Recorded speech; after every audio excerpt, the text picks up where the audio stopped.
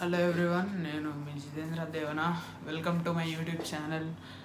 So video పెట్టయితే చాలా రోజులైంది. ఐ గెస్ ఇంట్రెస్ట్ పోయిందేమో. సో తెలిసిందేగా, లాక్డౌన్లో అందరూ గేమర్లు అయిపోదామని స్టార్ట్ చేస్తాం, కానీ అలా అవ్వదు. సో ఏమనుకోకండి, ఈ వీడియో చేయడానికి కారణం వచ్చేసి I'm currently 14 years old and నేను జిమ్ స్టార్ట్ చేశా. ఐఎమ్ ఓవర్ వెయిట్, నేను అంటే ఒబీస్ అనుకోండి. ఇంకా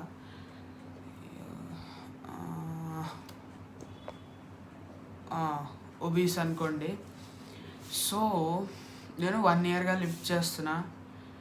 I wanted to share my experiences and help the other teenagers like me out there to achieve a physique and maintain their physique and become fit in their lives. So first వచ్చేసి myths అనమాట. Parents parents గురించి తెలిసిందే కదా, వాళ్ళు కొంచెం ఏమంటారు, ఇప్పుడు జనరేషన్లో చెప్పుకుంటే పేరెంట్స్ మోడర్న్గా లేరు అంటారు. సో అదైతే నేను అంతగా ఒప్పుకోను, ఎందుకంటే అందరు పేరెంట్స్ చాలా డెవలప్డ్ ఉంటారు ఎప్పటికప్పుడు పిల్లల్లాగా. సో అది పక్కన పెడితే, పేరెంట్స్ టీనేజర్స్ ఇప్పుడు ఎదిగే వయసు, వీళ్ళు ఇప్పుడు జిమ్కి వెళ్తే వీళ్ళ బోన్స్ పైన ఎఫెక్ట్ పడుతుంది, వాళ్ళ గ్రోత్ ప్లేట్స్ అనేవి డ్యామేజ్ అవుతాయి, ఆర్ వాళ్ళ గ్రోత్ స్టంట్ అవుతుంది, వాళ్ళ హైట్ పెరగరు. ఇవన్నీ మిత్స్. ఈ ఈ నమ్మితే ఇంకా ఈ నమ్మారంటే మీరు ఇంకా జీవితంలో జిమ్ చేయలేరేమో. 18 years తర్వాతే జిమ్ చేయవచ్చు అని అంటారు, కానీ అది అబద్ధం. ఇప్పుడు నువ్వు 13 years ఉన్నా జిమ్ చేయవచ్చు, 14 years ఉన్నా జిమ్ చేయవచ్చు, 15 అయితే కళ్ళు మూసుకొని స్టార్ట్ చేయి, ఓకే. కానీ ఎలా చేయాలి, ఏం చేయాలి అనేది మాత్రం నీకు తెలియాలి. డైట్ ప్లస్ నీ మీద నీకు కంట్రోల్ ఉండాలి. అన్ని విషయాల గురించి మాట్లాడుతున్నా. సో ఫస్ట్ హైట్ ఆగిపోద్ది అనేది ఒక మిత్. మీరు నమ్మరు కాబట్టి నా ఎగ్జాంపులే ఇస్తాను. నేను జిమ్ స్టార్ట్ చేసింది when I was 12.8 or 12.7 years old. 12.7 అంటే 12 years వచ్చి 7 months అయింది. అప్పుడు నేను 166 centimeters. ఇప్పుడు నాకు 14 years అనమాట. 14 దగ్గర 1.5 year నుంచి చేస్తున్నా. అండ్ ఈ 1.5 yearలో నేను చాలా నేర్చుకున్నాను. సో అదే మీకు చెప్దామని వచ్చాను. నేను 10 centimeters హైట్ పెరిగా, అంటే 5'2" or 5'3" నుంచి నేను 5'9"కి వచ్చా. 5'9.251 or 252 centimeters అని ఏదో అట్లే ఫీట్. సో నేను కూడా హైట్ చాలా పెరిగాను. అండ్ స్టార్టింగ్లో మా ఫాదర్ కూడా జస్ట్ కార్డియో చేయడానికి జిమ్ జాయిన్ చేశారు. ఆయన కూడా జాయిన్ అయ్యారు నాతో పాటు. కానీ అప్పట్లో నాకు కార్డియో చేస్తే బోర్ కొట్టి చాలా రోజులు నేను వెళ్ళలేదు. ఆ తర్వాత HIIT, అది ఇంటెన్స్ కార్డియో వర్కౌట్స్ ఉంటాయి, అవి చేయించారు. అవి చేపిస్తే బాడీ పెయిన్స్ వచ్చినాయి. బాడీ పెయిన్స్ వచ్చిన తర్వాత నేను ఇంట్లోనే ఉండిపోయా. ఆ తర్వాత నేను చాలా రోజులు వెళ్ళలేదు. సో మా ఫాదర్ నాకు చెప్పారు, నువ్వు 1 week కాన్సిక్యూటివ్గా వెళ్ళు, నీకు అప్పుడే జిమ్ ఫీజు కడతా అన్నారు. సో పంతం బట్టి ఎలాగన్నా జాయిన్ అవ్వాలని 1 week కంటిన్యూస్గా ఆయన లెగ్సే ముందే నేను లేచి రెడీగా ఉండే. ఆ తర్వాత చాలా రోజులు కార్డియోతోనే కంటిన్యూ చేసిన తర్వాత one fine day ఒక ట్రైనర్ ఉంటాడు, కౌశల్ అని చెప్పేసి. సో అప్పట్లో అతనే నాకు ట్రైనింగ్ ఇచ్చేటోడు. అతను వచ్చి, సార్ ఇలా కాదు, వీడు కార్డియోనే చేస్తున్నాడు రోజు, అలా అయితే అవ్వదు, వీడు వెయిట్ లిఫ్టింగ్ చేస్తే కొంచెం బాగుంటుంది అని అన్నారు. అంటే మా ఫాదర్ అన్నారు, హైట్ ఆగిపోద్ది కదా అంటే, అప్పుడు ఇదని చెప్పాడు అనమాట. సో ఇలా అథ్లీట్స్ వాళ్ళందరూ వీడేజ్ నుంచే చేస్తారు, సో చేయడంలో తప్పేం లేదు, చేయొచ్చు, హైట్ ఏం ఆగిపోదు అంటే. So that was the fine day when I started lifting weights. ఇప్పుడు అదొక అలవాటు అయిపోయింది. అప్పట్లో 2.5 కేజీ డంబుల్స్తో చేస్తే ఇట్లా బైసెప్ అంతా పెయిన్ వచ్చేది. కానీ ఇప్పుడు స్టడీగా 12.5తో చేయగలుగుతున్నా. సో ఐ హ్యావ్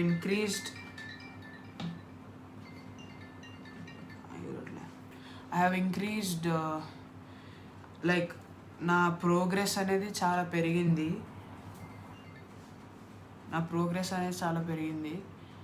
అండ్ ఇంకోటి వచ్చేసి జిమ్లో జాయిన్ అయినప్పుడు వాళ్ళకు ఒక మంచి ఫిజిక్ ఉండి షర్ట్లెస్గా జిమ్ చేసేటోళ్ళు ప్రతి జిమ్లో ఉంటారు. ఆ వైరస్ ప్రతి ఒక్కడికే ఉంటుంది. వైరస్ అని ఎందుకు అంటున్నానంటే చెప్తా వినండి. సో బాడీ డిస్మార్ఫియా అని ఒకటి ఉంటుంది. సో బాడీ డిస్మార్ఫియాలో ఏమవుతుందంటే, ఇది నేను అందరు టీనేజర్స్కి చెప్తున్నా, ఎవరైతే నాలాగా ఉన్నారో లేదంటే అండర్ వెయిట్ ఉన్నారో ఓవర్ వెయిట్ ఉన్నారో వాళ్ళకి చెప్తున్నా. సో బాడీ డిస్మార్ఫియా అనేది ఒక రోగం. అంటే రోగం అంటే అంత పెద్ద రోగం ఏం కాదు, జస్ట్ ఒక ఫోబియా లాగా. సో బాడీ డిస్మార్ఫియా ఉన్న వాళ్ళకి ఎలా ఉంటుందంటే, అరే వాడు బాడీ మస్తుంది, మనం కూడా జిమ్ చేస్తున్నాం, మన దగ్గర బాడీ లేదు అన్న ఒక ఫీలింగ్ వాళ్ళకి వస్తుంది. ఆ ఫీలింగ్నే బాడీ డిస్మార్ఫియా అంటారు. సో ఈ టీషర్ట్ టిప్కొని చేసే వైరస్ చాలామందికి ఉంటుంది వేరియస్ జిమ్స్లో. మా జిమ్లో కూడా 2-3 ఉన్నారు. కాకపోతే అప్పట్లో ఫీల్ అయ్యేటోండి మన దగ్గర కూడా బాడీ లేదే అని. కానీ ఇప్పుడు ఎవడరా నువ్వు అని వాడు చూడకుండా పక్క వెళ్ళిపోతాం. ఎందుకంటే వాడిని చూశానంటే నాకున్న మోటివేషన్ గంగలో కలుస్తుంది వెళ్ళి. సో వాడిని ఇగ్నోర్ చేసి నీ వర్కౌట్ పైన ఫోకస్ చేయి. అప్పుడు నీకు అలాంటి ఫీలింగ్ రాదు. You will stay motivated. నీ వర్కౌట్ నువ్వు చేసుకో, ఇంటికి వెళ్ళు, ప్రోటీన్ తిను, కార్డియో చెయ్యి, డైట్ మెయింటైన్ చెయ్యి, నీ మీద నువ్వు కంట్రోల్ పెట్టుకో. నెక్స్ట్ వచ్చి డైట్లో నేను చెప్తా, పొద్దునే లేవగానే బ్రేక్ఫాస్ట్ అయితే స్కిప్ చేయొద్దు. పొద్దునే లేచి పరగడుపున ఒక బ్లాక్ కాఫీ తాగు. నువ్వు స్కూల్కి వెళ్తే కాలేజ్కి వెళ్తే ఓట్స్ తిను. Oats is the best option. ఓట్స్తో పాటు డ్రై ఫ్రూట్స్, బనానా అవి కూడా తిని వెళ్ళి మధ్య మధ్యలో ఫ్రూట్స్ కానీ డ్రై ఫ్రూట్స్ కానీ కడుపులో వేస్తూ ఉండు, అలా పడుంటాయి. లంచ్ వచ్చి ప్రతిదీ మెజర్ చేసుకొని తినాలి ప్రిసైజ్గా. నువ్వు నాకు నచ్చినట్టు నేను తింటా అంటే అవ్వదు. సో తినేది కూడా చాలా కొలుచుకొని తినాలి. 150 గ్రామ్స్ రైస్ వేసుకో. నువ్వు వెజిటేరియన్ అయితే ఒక 200 గ్రాములు పన్నీర్ వేసుకో. పక్కన క్యారెట్, కుకుంబర్ అలాంటివి పెట్టుకో. నీ లంచ్ అయిపోతుంది. నువ్వు నాన్ వెజిటేరియన్ అయితే చికెన్ తిను. ఇప్పుడైతే బర్డ్ ఫ్లూ వచ్చింది, తింటే పోతారు పైకి. So paneer, broccoli, cauliflower, vegetables, various vegetables అన్నమాట, అవి కూడా లెక్క పెట్టుకొని తినాలి. ఇంటికి వచ్చిన తర్వాత స్నాక్ ఒక స్మూదీ తాగు. స్మూదీ అంటే బ్లూబెర్రీస్, బ్లాక్బెర్రీస్, ఫ్రూట్స్ వేసుకో. ఇంకా ఫ్రూట్స్, పాలు, పీనట్ బటర్. నువ్వు వెయిట్ పెరగాలంటే పీనట్ బటర్ వేసుకో. వెయిట్ తగ్గాలంటే కొంచెం వేసుకో, అంత ఎక్కువ అవసరం లేదు. ఎందుకంటే పీనట్ బటర్లో కూడా ఫ్యాట్ ఉంటుంది. అండ్ స్మూదీ తాగు. స్మూదీతో పాటు కొన్ని డ్రై ఫ్రూట్స్ తిను. నువ్వు ఏమైనా సప్లిమెంట్స్ తీసుకుంటే సప్లిమెంట్స్ తీసుకో. క్రియేటిన్ తీసుకోవచ్చు. నువ్వు వర్కౌట్ స్టార్ట్ చేసే ముందు ప్రీ వర్కౌట్ తీసుకోవచ్చు, లేదంటే వే ప్రోటీన్ తీసుకోవచ్చు. పెద్ద పెద్ద బాడీ బిల్డర్స్ అందరూ ఏవో పిల్స్ వాడతారు, అవి మనకు అవసరం లేదులే, మనం ఇంకా చిన్నపాటి బిగినర్సే కాబట్టి పిల్స్ బొక్క పోషణం మనకు అవసరం లేదు. క్రియేటిన్ తీసుకుంటే బ్లోటింగ్ అనేది తగ్గుతుంది. బ్లోటింగ్ అనేది తగ్గి ఇంకా లీన్గా కనిపించవచ్చు. Or it helps you to get lean అనుకో. ప్రీ వర్కౌట్ కెఫైన్ ఉంటుంది. సో కెఫైన్ ఎప్పుడైతే నేను హిట్ చేస్తుందో అప్పుడు నీ బాడీలో ఒక తెలియని ఎనర్జీ వచ్చి నువ్వు వర్కౌట్ వెయిట్స్ ఇంకా లేపగలవు. ఇంకా నీకు పంప్ బాగా వస్తుంది. పంప్ అంటే ఏంటని అడగొద్దు, అది కూడా తెలియకపోతే ఎందుకు. ఇంకా సరేలే చెప్తా. పంప్ అంటే ఇప్పుడు చెస్ట్ వర్కౌట్ చేసావనుకో, ఇప్పుడు చెస్ట్ నార్మల్గా ఇలా ఉంటుంది, కానీ నువ్వు వర్కౌట్ చేసిన తర్వాత ఇలా అయ్యిద్ది. సో దాన్నే పంప్ అంటారు. పంప్ అంటే ఏం లేదు, బ్లడ్ ఫ్లో అనేది పెరుగుతుంది నీ మజిల్స్లో. బ్లడ్ ఫ్లో అనేది పెరిగిన తర్వాత నీ మజిల్ అనేది కొంచెం స్వెల్ అయినట్టు అవుతుంది. లైక్ బ్లడ్ ఫ్లో పెరుగుతుంది కదా, so it comes to it's original state. ఎప్పుడైతే అది ఫ్యాట్ పర్సంటేజ్ తక్కువ ఉంటే నార్మల్ స్టేట్లో ఉంటుందో అది ఆ స్టేట్కి వస్తుంది. సో పంప్ అనేది ప్రతి మజిల్కి ఉంటుంది. లెగ్కి ఉంటుంది, బ్యాక్కి ఉంటుంది, tricep, bicep, shoulder, hamstring, glute, calf అన్నిటికీ ఉంటుంది. ఫోర్ ఆర్మ్ పంప్ కూడా ఉంటుంది. కొంత ష్రగ్ అదే ఇది దీనికి కూడా ఉంటుంది. అండ్ నెక్కి కూడా ఉంటుంది. నెక్ వర్కౌట్స్ కూడా ఉంటాయి, నెక్ వర్కౌట్స్ కూడా చేయవచ్చు. సో అది డైట్. డిన్నర్ వచ్చేసి లైట్గా తిను, మంచి రిచ్ ఫుడ్ తిను. రిచ్ ఇన్ ద సెన్స్ డబ్బులు ఎక్కువ తగలేసి తినొద్దు. Rich in the sense rich in protein, vitamins and fibre, carbohydrates, అది అలా తిను. అది డైట్. నెక్స్ట్ వచ్చి సెల్ఫ్ కంట్రోల్. నీ మీద నీకు చాలా సెల్ఫ్ కంట్రోల్ ఉండాలి. డోపమిన్ లెవెల్ అంటే తెలిసే ఉంటుంది. డోపమిన్ అంటే the toxin or anything that gets released in your brain when you do something that gives you pleasure or satisfaction, stress relief are ఏదో ఒకటి. ఇంకా డోపమైన్ లెవెల్స్ మీద కంట్రోల్ అనేది ఉంచుకో. టెస్టోస్టెరాన్ చాలా ఇంపార్టెంట్ నీ బాడీకి.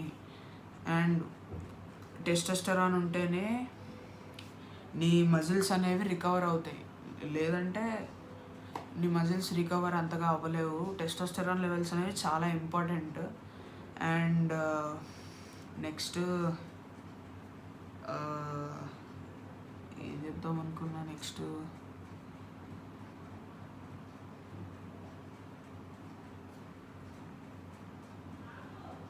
Work out split. Workout split. So చాలామంది టీనేజర్స్ వర్కౌట్ స్ప్లిట్ దగ్గరే చాలా స్ట్రగుల్ అవుతారు. ఎందుకంటే వాళ్ళకి ఏ డే ఏం చేయాలో తెలియదు, ఏ మజిల్ ఎలా ట్రైన్ చేయాలో తెలియదు. అంటే బిగినర్స్ కదా, సో ట్రైనర్లు కూడా కొంతమంది ఎలాంటి వాళ్ళు ఉంటారంటే వీళ్ళు అమ్మాయిలతో కుమ్మక్క అయిపోతారు, అలాంటి వాళ్ళు ఉంటారు. సో అలాంటి టీనేజర్స్కి నేను చెప్తున్నా, ఎవరికైతే ఏ రోజు ఏ వర్కౌట్ చేయాలి, ఆ వర్కౌట్లో ఏం వేరియేషన్స్ చేయాలి, ఎన్ని వేరియేషన్స్ చేయాలి, కార్డియో ముందు చేయాలా తర్వాత చేయాలా, అలాంటివి నేను చెప్తాను. సో ఒక వీక్కి వర్కౌట్ స్ప్లిట్ పెట్టుకో. నువ్వు ఇంటెన్స్గా చేస్తే మినిమం 2 days రెస్ట్ డేస్ కావాలి. నువ్వు అంత ఇంటెన్స్గా చేయను, నేను బిగినర్, నేను లైట్గా చేస్తాను అంటే నీ ఇష్టం.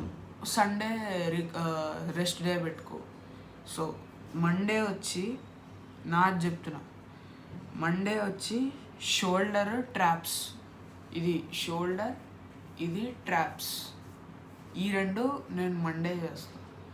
ట్రైసెప్, బైసెప్ అనేది నేను ట్యూస్డే చెస్ట్ చేస్తా. ఓకే, ఈ రెండు మండే ట్యూస్డే అయిపోయింది. Next Wednesday bicep, tricep, Thursday back, right, Thursday back, Friday legs, Saturday abs, Sunday rest. Sunday rest. ఇంట్లో ఉంటే ఉండు, లేదంటే కార్డియో చేయి, జిమ్కి వెళ్ళి ట్రెడ్మిల్ చేయి, లేదంటే బయటికి వెళ్ళి నీ ఫ్రెండ్స్ ఉంటే ఆడుకో, ఫోన్ చూడకు, ఆడుకో. ఓకే, సో అదనమాట సంగతి. మీరు అనుకోవచ్చు వీడికి ఫిజిక్ లేదు, ఈడేంది ఇన్ని మాట్లాడుతున్నాడు అని. బట్ ఈ 1.5 yearలో నేను చాలా ఎక్స్పీరియన్స్ చేశా. లావు ఉన్నామని బుల్లి చేసేటోళ్ళు ఉంటారు.